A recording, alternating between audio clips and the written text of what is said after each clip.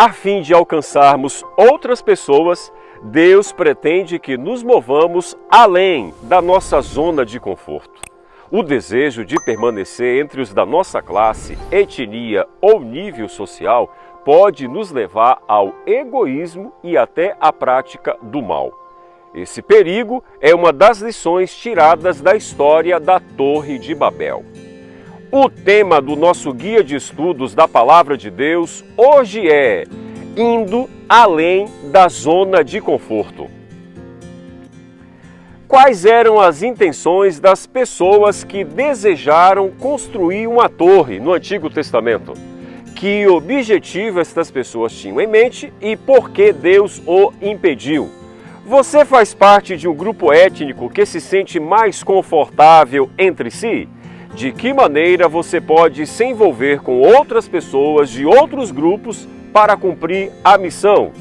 Eu gostaria de ler o seu comentário. Comenta aí, compartilha esse estudo com seus amigos e vem comigo!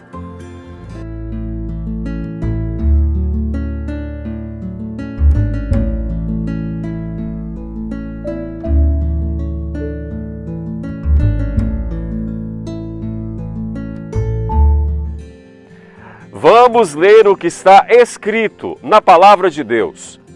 Ora, em toda a terra havia apenas uma linguagem e uma só maneira de falar. Gênesis capítulo 11, verso 1. Dentre as cidades que Nimrod fundou, uma delas foi Babel. Ali os habitantes iniciaram a construção de uma torre que, segundo eles, alcançaria o céu, desafiando a ordem de Deus de povoar a terra e pondo em dúvida a sua promessa de nunca mais destruí-la com um dilúvio. Até então, a humanidade falava um só idioma, mas Deus, vendo o que ia no coração dos homens, confundiu a linguagem deles, de forma que todos tiveram que se dividir conforme a sua língua e cessar os seus planos de edificar a torre e a cidade. Babel significa confusão, pois o povo ali havia dado as costas para Deus. A diversidade de idiomas foi uma consequência do pecado, que fez separação não somente entre o homem e Deus, mas também entre o homem e os seus próprios semelhantes. Hoje no mundo existem cerca de aproximadamente 7.000 idiomas e dialetos. Certamente deve ter acontecido uma grande balbúrdia quando a conversa na cidade resultou em milhares de línguas e dialetos diferentes. Cada qual tentava encontrar alguém que lhe compreendesse, reconhecendo que foi o poder de Deus que fez aquilo, é claro. Por outro lado, a descendência de Sem frutificou para a glória de Deus. As gerações que se seguiram proporcionaram à geração de Abrão a verdadeira educação que concede ao homem o privilégio de conhecer intimamente a Deus. E mesmo diante de Sarai, que era estéril e não tinha filhos, a confiança que o patriarca colocou em Deus lhe conferiu o ilustre título de pai da fé.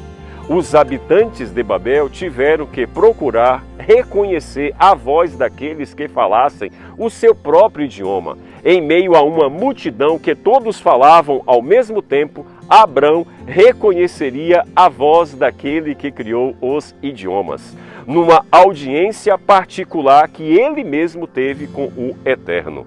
Quando depositamos a nossa confiança nas vozes desta terra, o resultado sempre será confusão e decepção.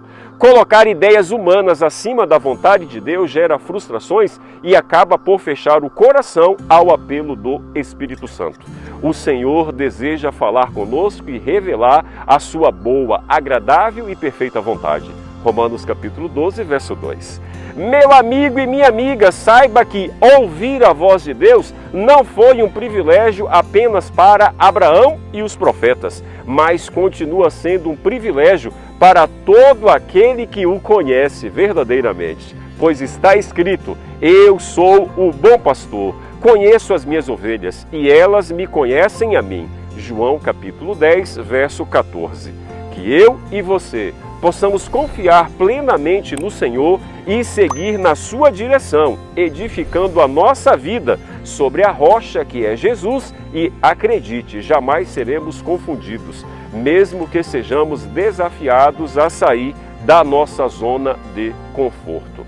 Tenha uma semana maravilhosa na presença de Deus.